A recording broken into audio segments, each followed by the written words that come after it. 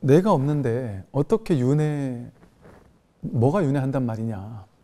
그래서 보통 우리들은 그 불교를 공부하면서 불교는 윤회설을 인정하는 종교입니까? 아니면 윤회 없다고 하는 종교입니까? 하고 물어봐요. 그러면 이제 여러분 신기하지 않나요? 수많은 이제 불교를 가르치는 사람들 가운데 어떤 사람은 윤회 있다, 윤회 진짜 있다, 윤회 가본 사람이 있다, 또 자기의 전생을 본 사람들이 있다 하고 막 이렇게 증명하기도 하고, 뭐 이 다양한 방법을 통해서 요즘에 막 윤회가 진짜 있다라고 증명할 만한 다양한 이야기들이 이렇게 설명되기도 해요. 그러면서 윤회는 반드시 있다. 그거를 이제 막 있다라는 것을 없다고 얘기하는 사람의 상대에서 왜 있는지를 막 설명하고 이게 맞다라고 주장하는 사람들이 있어요.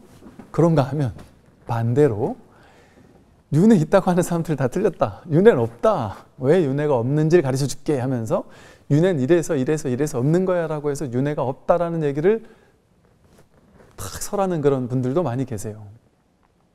그럼 이제 우리 공부하는 분들은 헷갈리는 거예요. 윤회 있다고 하는 분도 공부 많이 하신 분이고 훌륭하신 분이신데 있다고 하시고, 윤회 없다고 얘기하는 분도 얘기 들어보면 맞는 말 같고 훌륭하신 분이고 진짜 그럴싸하고, 그러다 보니까 이게 편인 나눠가지고 신도님들 사이에서, 일반 분들 사이에서 윤회 있다라고 얘기한 사람 밑에는 댓글이 이거 완전히 잘못된 사람이다, 윤회를 없는데 있다고 했다고 막 욕하는 댓글을 본 적 있고요.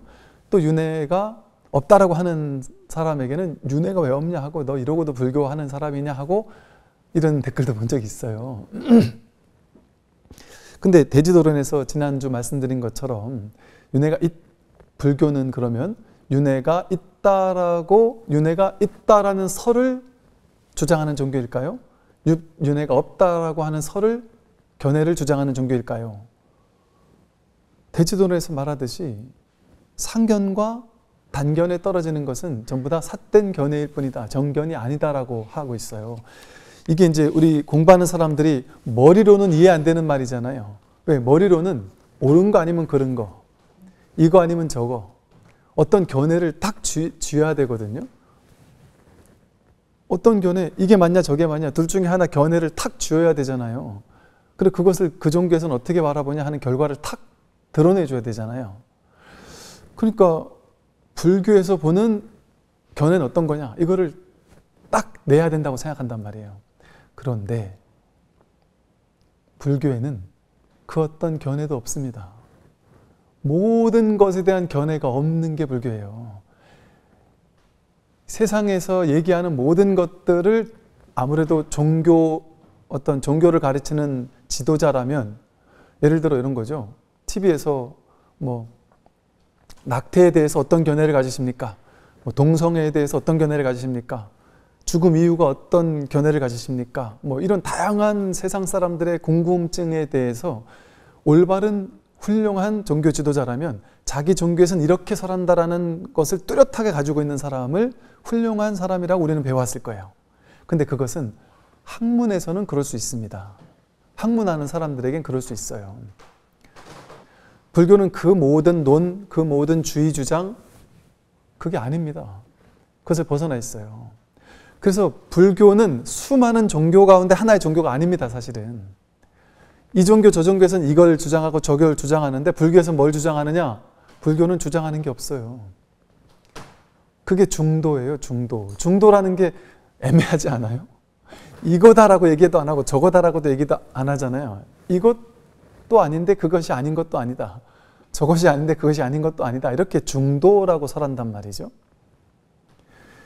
왜 그럴까요? 그 부처님 가르침, 초기 석가모니 부처님의 가르침 가운데 가장 최초의 가르침이라고 알려져 있는, 그래서 부처님의 원음, 석가모니 부처님 가르침의 원음이 고스란히 담겨 있다라고 알려져 있는 경전 가운데 하나가 수타니파타거든요. 수타니파타에 이렇게 나와 있습니다. 어떤 교리나 신조에 사로잡혀 있는 사람은 그것만이 세상에서 최고라고 주장하면서 이것만이 가장 뛰어나다라고 하면서 다른 견해는 열등하다고 폄하한다. 그런 사람은 논쟁을 뛰어넘어 자유로울 수가 없다. 성자는 나에 대한 개념을 모두 버려 모든 집착에서 벗어나 있다. 그는 자신이 가지고 있는 그 어떤 견해나 지식에 의존하지 않는다. 어떤 견해나 지식에도 의존하지 않습니다. 논쟁하는 사람들 가운데 있으면서도 어느 한쪽을 따르지 않는다. 그에게는 독단적인 그 어떤 견해도 없다. 성자는 이 세상이나 저 세상 어디에서도 이것 아니면 안 된다라고 하는 극단적인 견해가 없다. 그에게는 그 어떤 교리나 신조가 주는 위안이 더 이상 필요가 없으며 교리나 신조가 그를 사로잡지도 않는다.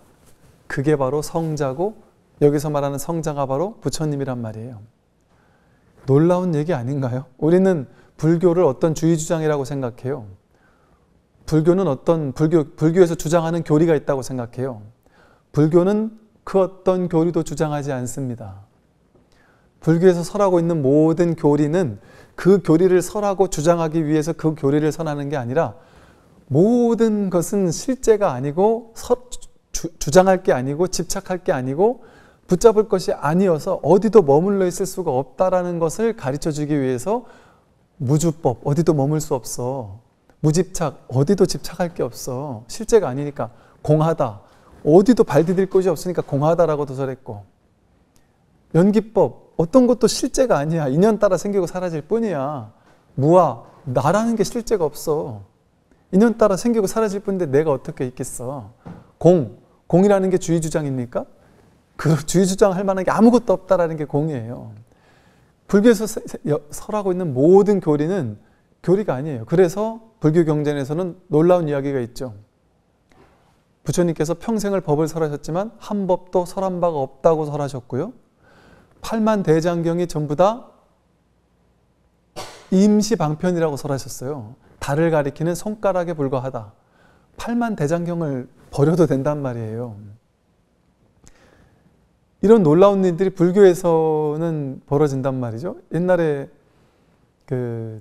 어떤 스님이죠? 그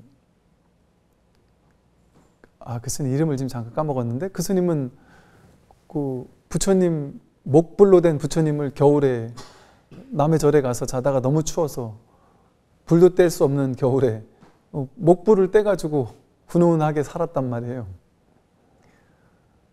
그게 딴 종교 같으면 있을 수 있는 얘기냔 말이죠. 근데 불교는 그걸 상이라고 안단 말이죠. 모든 상을 상이라고 안단 말이죠. 확실하게. 그래서 이와 같이 불교에서는 그 어떤 주의 주장이 없어요.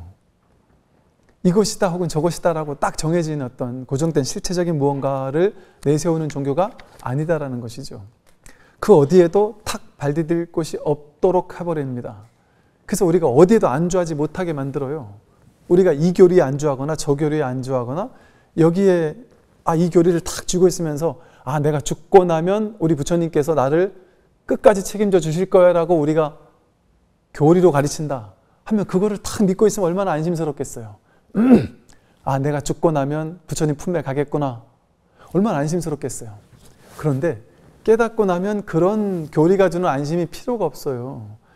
삶의 실상을 깨달았기 때문에 그런 게 필요가 없습니다. 지옥 가지 않으려고 두려워할 필요도 없고요. 극락 가려고 길을 쓸 필요도 없어집니다. 진실에 눈을 떠야만 모든 것이 확연해지는 거예요. 그 누구에게도 기대고 의지할 필요가 없습니다. 부처님이나 어떤 특정한 신에게 기대고 의지할 필요가 없습니다. 자기가 부처가 되고 자기가 신이 되고 자기가 그토록 기다려왔던 메시아구나 라는 사실에 문득 눈 뜨는 거예요. 나를 구제해 줄 누군가가 언젠가는 오겠지. 그게 아니란 말이에요.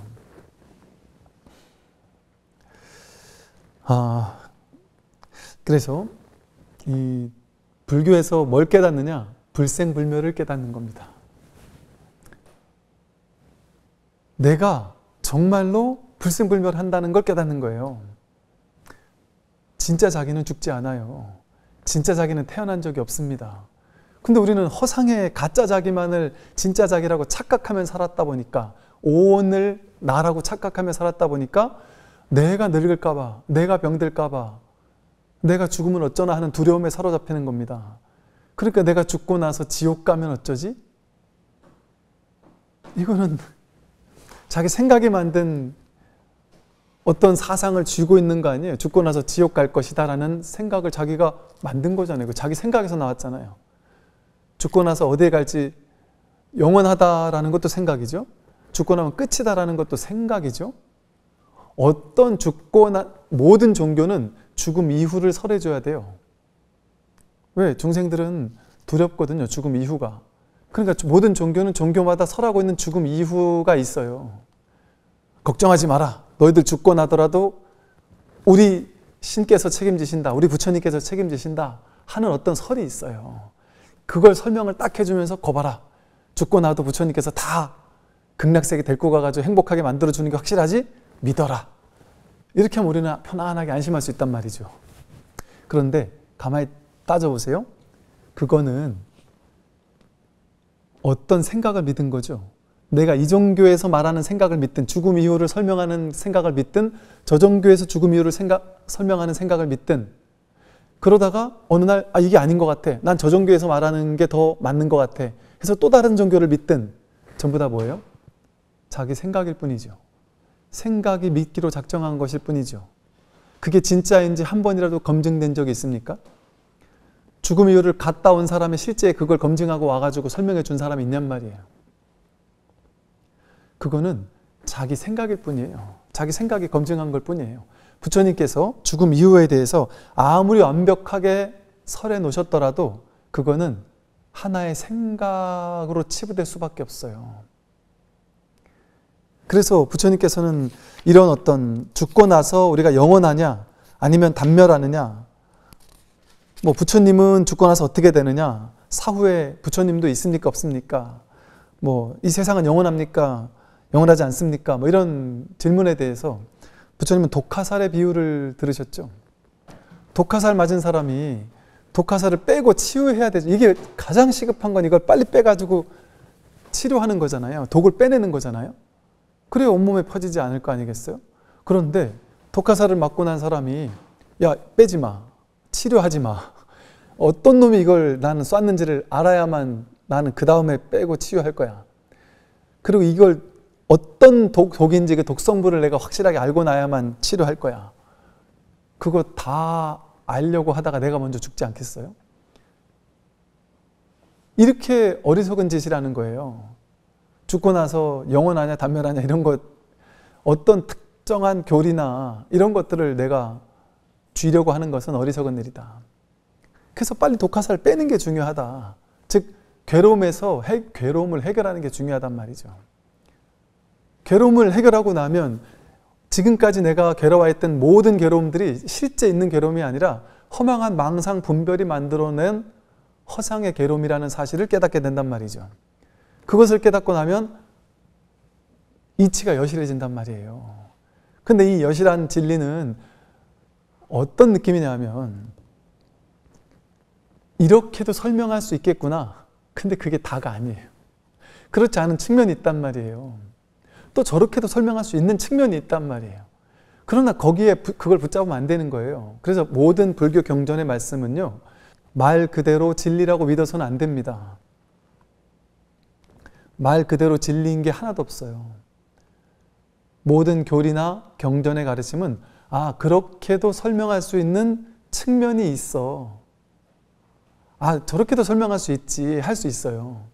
그런데 다른 편으로 보면 저렇게 설명하면 장점이 있지만 또 다른 단점이 있어요. 그래서 이런 설명의 방식은 어떤 사람에겐 도움되는데 어떤 사람에겐 치명적 독이 될 수도 있어요. 그러니까 획일화된 법문이 모두에게 다 약이 되지 않아요. 어떤 사람은 공을 설해줘야 되는 사람이 있고요. 어떤 사람은 허무주의에 빠져있는 사람에게는 있음을, 참된 자기의 본래 면목이 실제 있다 하는 얘기를 해줘야 될 수도 있어요. 근데 있다 하는데 집착하는 사람은 있긴 뭐가 있느냐, 본래 무일물이다 하고 한 물건도 없다라고 설해줘야 될 필요가 있단 말이죠. 왜? 그 사람이 어디에 치우쳐 있는지, 그 사람이 어떤 병에 걸려 있는지 그거를 보고 그 사람에게 적절한 약을 줘야 되는 거거든요. 응병여약, 병에 맞는 약을 처방하는 게 중요한 거고, 불교의 모든 법문은 병에 따라 약을 처방하는 거예요. 그러면 병이 난 사람에게 약이 필요할까요?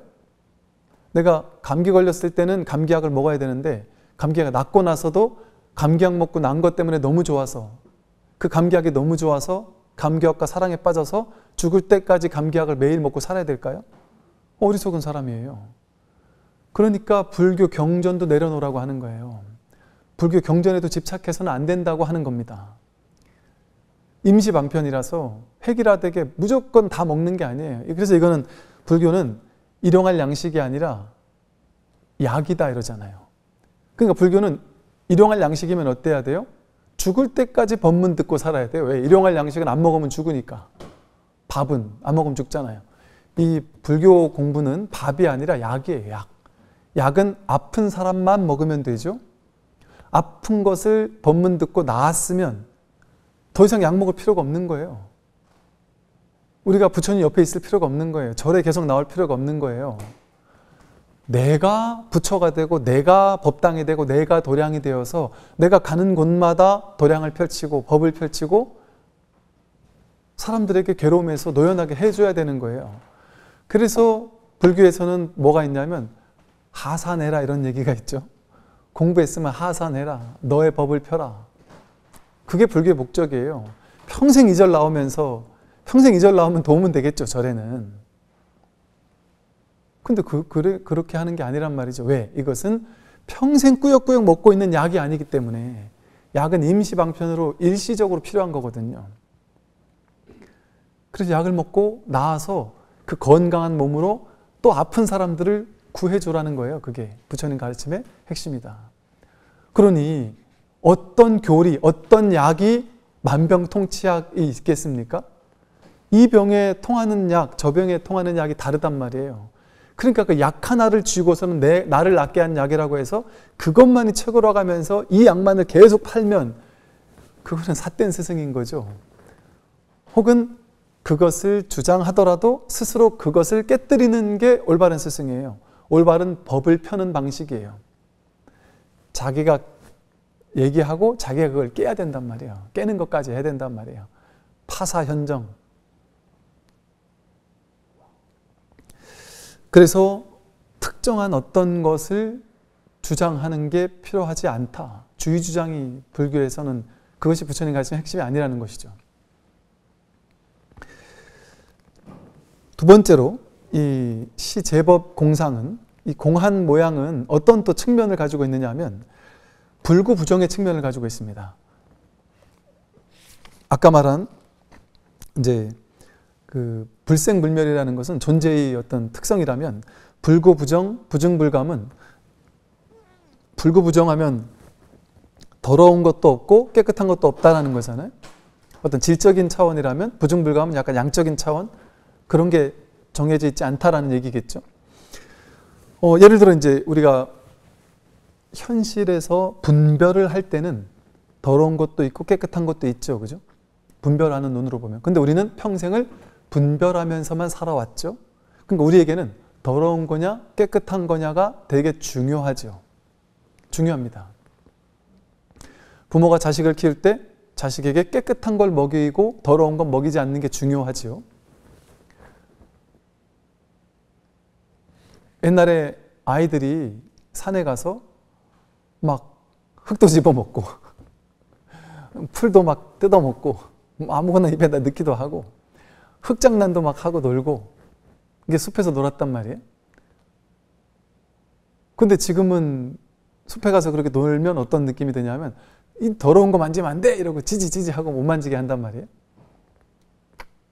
그리고 지금은 어떤 걸 주냐면 깨끗하게 살균된 것들 모든 게 다 살균돼서 균 하나 없는 이런 걸 깨끗하다라고 우리는 생각을 하고 살아요. 그런데 이걸 100%라고 할 수 있어요? 진짜 흙을 만지고 풀을 만지고 이런 것은 더러운 것이고 살균이 깨끗하게 된 음식들 그런 것들은 깨끗한 거다, 청정한 거다 이렇게 얘기할 수 있습니까? 그걸 실제라고 할 수 있을까요? 그 진실이라고 할 수 있을까요?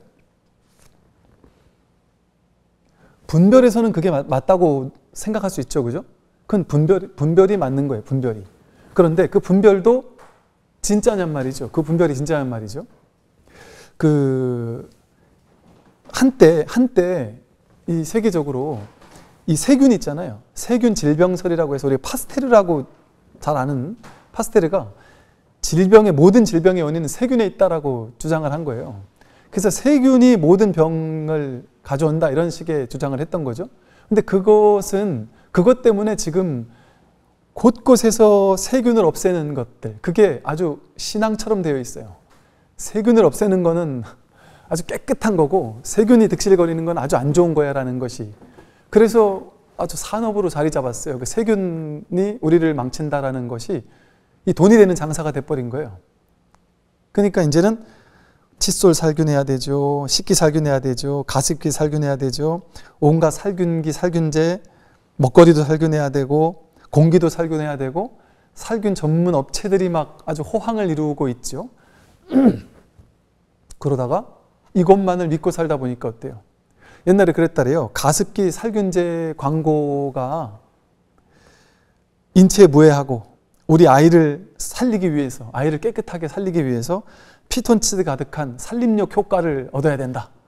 그래서 가습기 살균을 해야 된다 이랬다는 거예요. 근데 그 살균제를 뿌렸더니 그것 때문에 사람이 죽어나가는 일이 벌어져서 뭐 법적으로 소송도 걸리고 난리가 났었잖아요. 그게 100%는 아니었단 말이죠. 오히려 그게 나는 이게 더 깨끗한 건 줄 알았는데 이게 더 우리를 살리는 독이었다라는 거 아니겠어요? 그 말이 쉽게 말하면. 물론 뭐 모든 살균제가 다 그렇진 않을 거예요. 저는 잘은 모르겠어요. 즉 우리가 옳다라고 믿었던 생각이 아닐 수도 있었단 말이에요. 우리가 깨끗하다라고 믿었던 것이 사실은 더러운 걸 수도 있단 말이죠. 오히려 산에 가서 흙을 만지는 게 더 깨끗하고 오히려 살균된 것이 더 안 좋을 수도 있단 말이죠. 이제 요즘에는 이런 것을 연구하다 보니까 이제 이 세균 질병설이 거짓이라는 게 판명이 났다 그래요. 과학적으로, 과학에서. 그래서 이것을 이제 연구했던 학자들은 아무리 얘기를 해도 사람들이 너무 세균이 안 좋은 거다라는 게 아주 신앙처럼 자리 잡고 있어가지고 이걸 아무리 얘기를 해도 안 믿더래요. 그래가지고 연구한 학자들이 수백만 마리 콜레라균이 가득한 거를 직접 마시기도 했고 그거 마셨는데 아무 일이 일어나지 않았다는 거죠. 사실은 세균 때문에 우리가 감염되고 이런 것이 아니라 이제 우리 세균이 있는 것은 문제가 없단 말이에요. 적당히 있어줘야 된다는 거예요. 근데 이제 내 몸이 무너졌을 때, 내 몸의 균형이 무너지거나 이랬을 때 내 몸이 허약해지게 되면 그때 이 세균이 안 좋은 쪽으로 발현이 되더라는 거죠.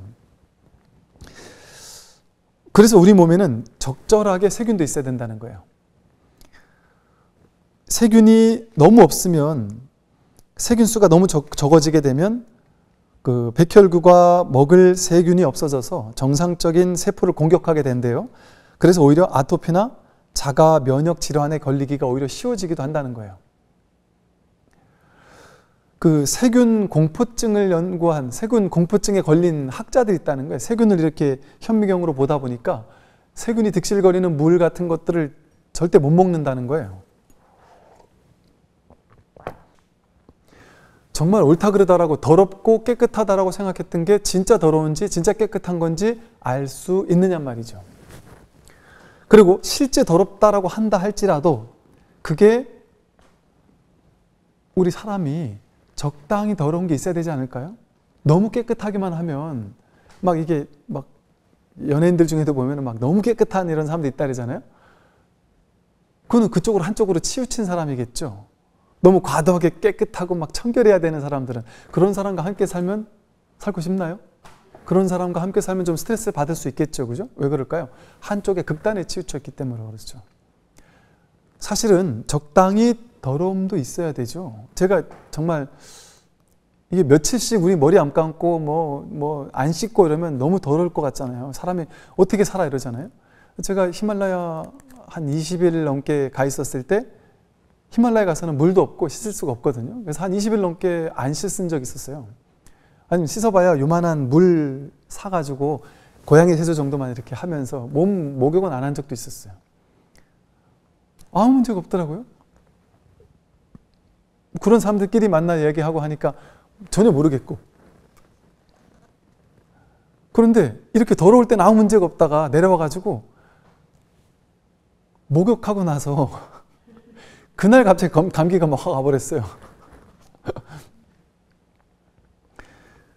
거기는 어른들도 코에 콧물을 달고 사는 사람들이 많더라고요. 그냥 꼬질꼬질해요, 얼굴이. 근데 그게 별 문제가 되지 않아요. 사실은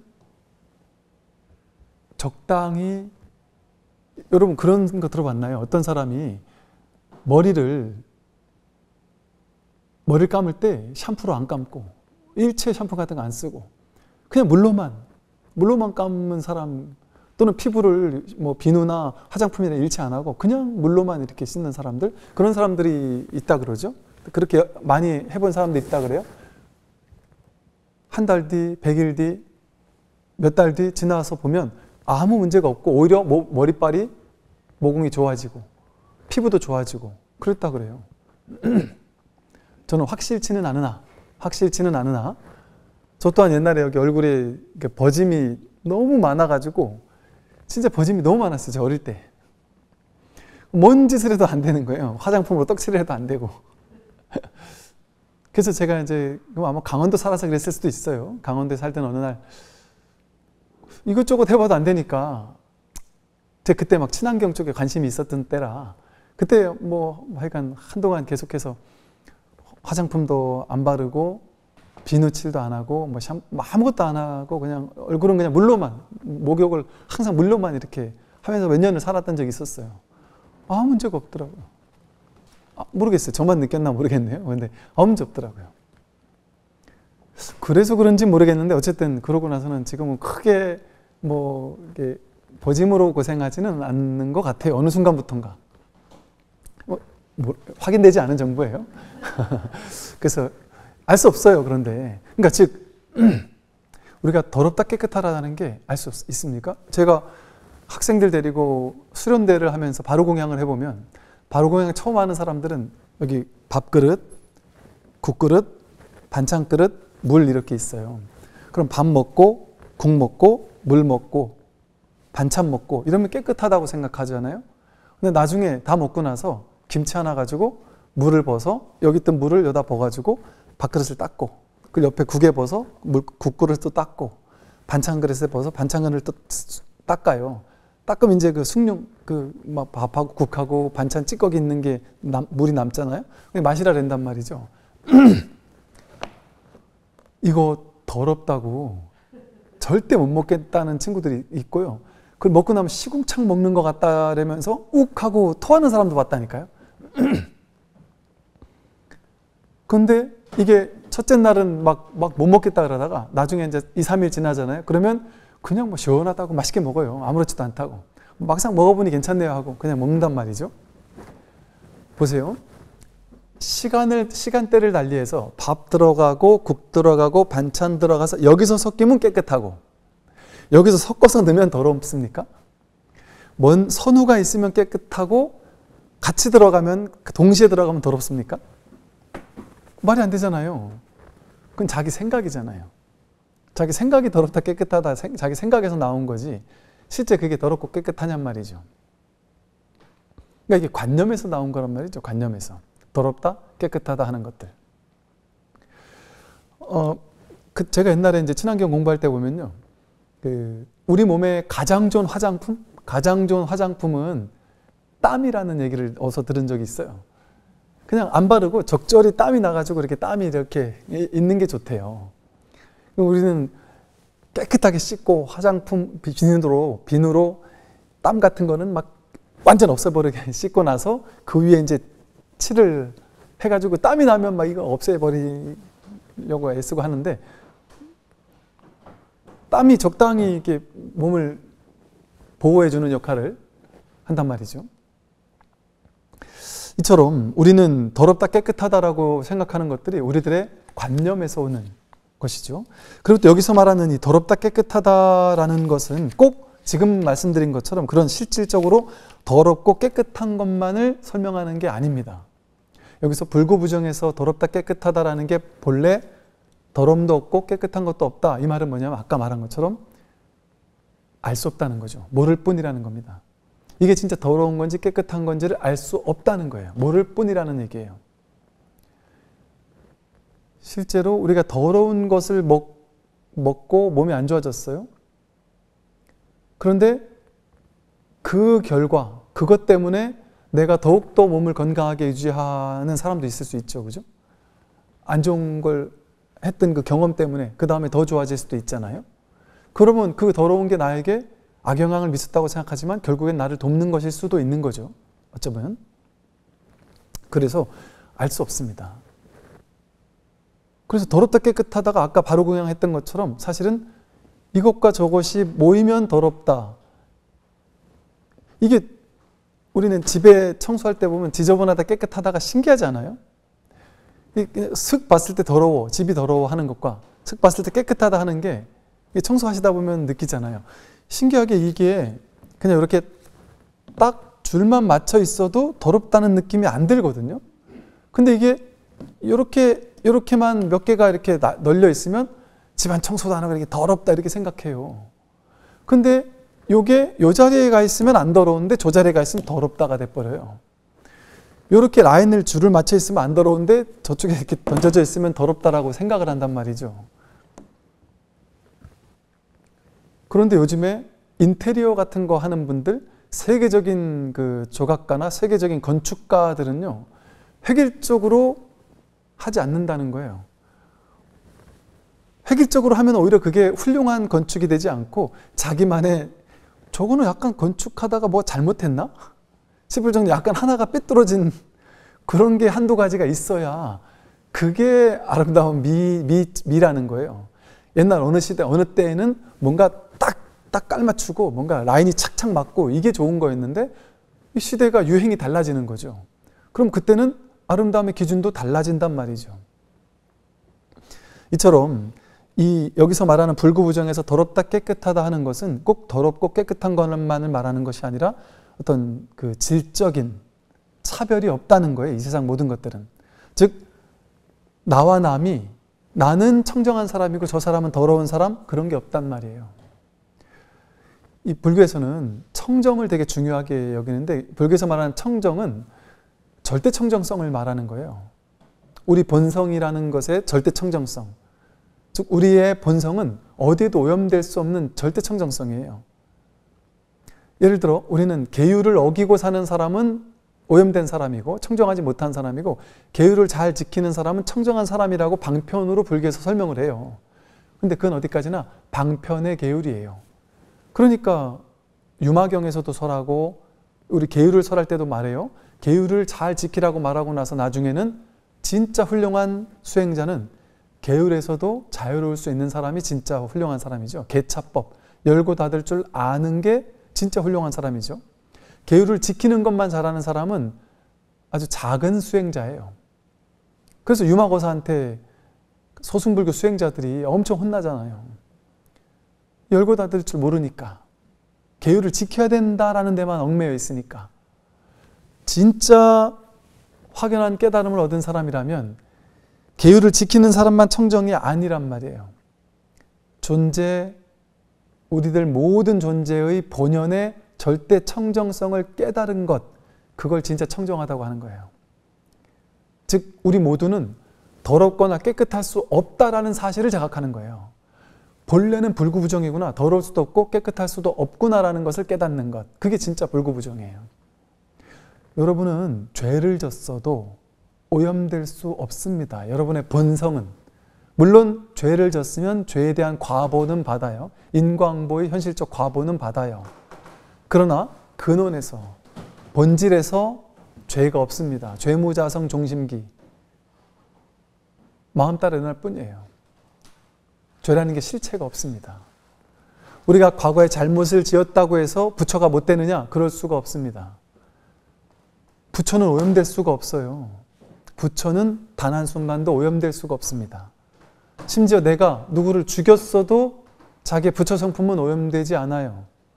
그래서 부처님 앞에서는 모두가 용서될 수 있어요. 그러니까 부처님께서 수많은 사람을 죽인 앙굴리마라 같은 연쇄살인마를 부처님이 찾아가서 구제하고 아라한가를 증득하게 만드셨단 말이죠. 왜? 부처님은 앙굴리마라를 보고 그 사람에게 상을 본 게 아니에요. 공을 본 거지. 그 사람의 행위만을 본 게 아닙니다. 겉에 드러난 그 부정한 행위만을 본 게 아니라 그 행위 너머에 있는 본래 절대 청정성을 본 거예요. 본래 불구부정한 이것을 본 거예요. 때 있는 거, 때 없는 거 이것을 차별해서 분별의 눈으로 본 것이 아니라 불구부정이라고 하는 지혜의 눈, 반야 지혜의 눈으로 공성을 비춰보는 이 반야 지혜의 눈으로 앙굴리마라를 본 것이죠. 그러니까 앙굴리마라를 제도할 수 있었던 것이고, 그러니 우리 모두는 정말 부처님 가르침을 만나서 얼마나 다행스러운지 몰라요. 우린 옛날에는 내가 죄 지은 게 없는 사람 없잖아요. 그러니까 내가 죄 지은 게 있기 때문에 죽고 나면 지옥 갈 거야. 염라대왕에게 심판받아가지고 나는 지옥에 가서 떨어지고 말 거야. 부처님도 나 같은 사람은 굳이 안 해주실 거야. 하면서 벌벌 떨면서 살았단 말이에요. 죽고 나서 지옥 가면 어쩌지 하는. 그런데 진실은 우리가 부처님 앞에 간다면 최악의 죄를 지은 사람조차 부모님의 사랑과도 같은, 아버지 어머님이 어떤 자식이라도 품어주는 것 같은 무한한 사랑의 자비의 하나님, 사랑의 하나님, 자비의 부처님을 만날 수밖에 없단 말이죠. 진리는 무한한 사랑이고 자비란 말이에요. 진리에서는 우리의 절대 청정성을 보는 거지 우리의 오염됨, 인연 따라 오염되는 그 측면을 보지 않습니다. 진리에서는 내가, 여러분 보세요. 내가 나도 모르게 이렇게 하다가, 낫으로 이렇게 하다가 사람을 죽였어요. 근데 나는 죽인 줄도 몰랐어요. 낫질 열심히 하고 있었는데 나중에 보니까 죽었어요. 이 사람은 죄 지은 겁니까? 안 지은 겁니까? 혹은 여러분, 제가 누군가가 당장 지금 죽을 것 같다 그래가지고 그 사람을 살리기 위해서 차를 타고 그 사람에게 막 찾아가서 그 사람을 오랜 시간 얘기해줘서 살렸어요. 근데 차 타고 오다가 가다가 수많은 개미들을 밟아 죽였어요. 그럼 저는 착한 일을 한 겁니까? 나쁜 일을 한 겁니까? 선악이 고정되게 정해져 있나요? 어떤 한 가지 행위가 절대적인 선이기만 하거나 악이기만 할 수가 있을까요? 그럴 수가 없습니다.